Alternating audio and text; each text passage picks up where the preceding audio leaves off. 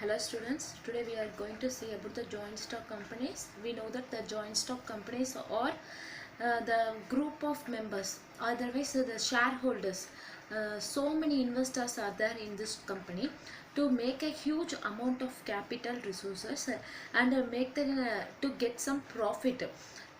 The shareholders will give their shares and they will be a sleeping partner. They will be as a sleeping partner and they will receive some dividend from that.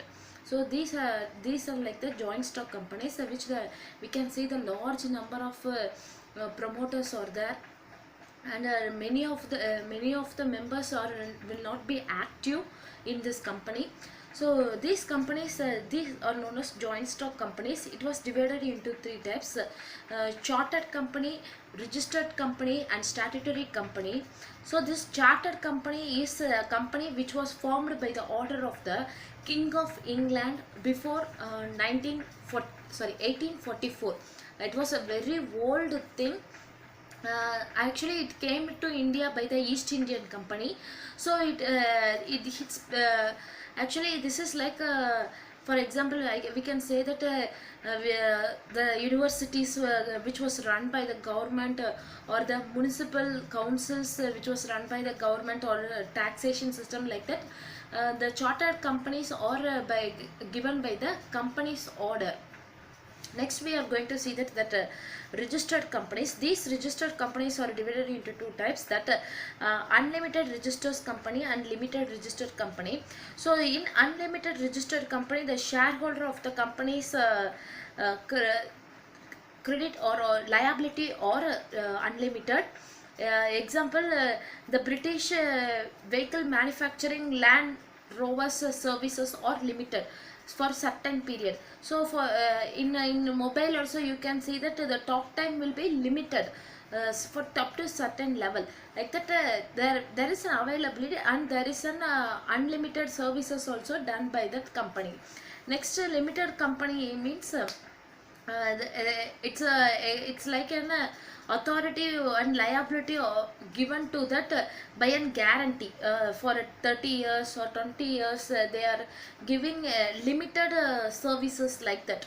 So this limited companies has some shareholders, and they are moving the business in an profligate manner to get a profit. Next we are going to see about the share values in this depends upon the private limited and of the public limited. So in private limited, there are certain restrictions to organize the peoples.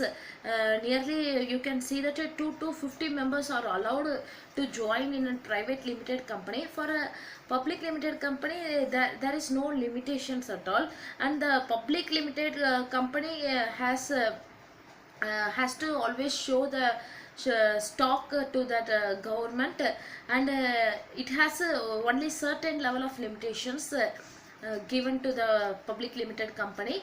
So these are the things we are seeing in the joint stock companies, and these are the types was involved in this. There are some merits involved in this joint stock companies, that are large capital resources or used in these companies. So we can adopt any type of technology to get a higher level of production. So here the liabilities are limited, so not to fear about any liabilities. Efficient management should be there, because so many board of directors are and each and everyone will note down the transaction. So there will be an effective management will be seen in this joint stock companies. The continuity of existence, if somebody was or maybe die in that period accidentally by anything, so it will be continued. The business will not be stopped because of the one person's mortality. So the continuity of the existence will be run continuously, so it will not affect the labors or production or anything.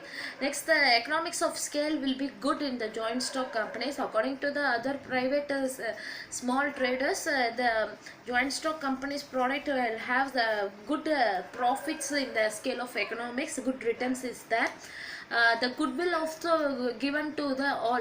So some goodwill was received, means it will be given to all the shareholders, so they all have a very good trust about the joint stock companies. And also these are the merits in this joint stock companies. We have some demerits also in this. Actually, to form a joint stock company is not that much of easy. There are so many legal formalities are there, and there are we cannot able to motivate the workers to give the production. They are they will not obey us and all. They have the instructions by their union only. The management will try to motivate the production sections and all. And if the management also, if not that much of corrupt, sorry, it is corrupt means we cannot able to do anything. They will take out the money, and they will not give a clear statement of this. So the government control, it should be there, and this also will it gives a very bad drawback for us. Unhealthy speculations will be seen, conflict on interest, sometimes we will lose our interest. And if we want to take any decision, means here our decision making capacity is very low, because we want to ask all the shareholders, we want to consult with the auditor, and we want to get signed in the annual general meeting, and then only we can able to take a decision by the directors, and it's very difficult to run in the joint stock company. So it's a very big challenge was seeing in this joint stock companies. So statutory company, we are now next going to see about the statutory company.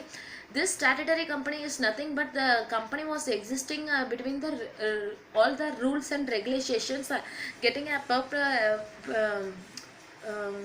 getting license perfectly, and giving the taxation perfectly. Like this, it was following legally, means it comes under the statutory company. So these are the companies also seen under this joint stock company. I hope that this video will be helpful to understand you what is about joint stock company and its merits and demerits. Thank you.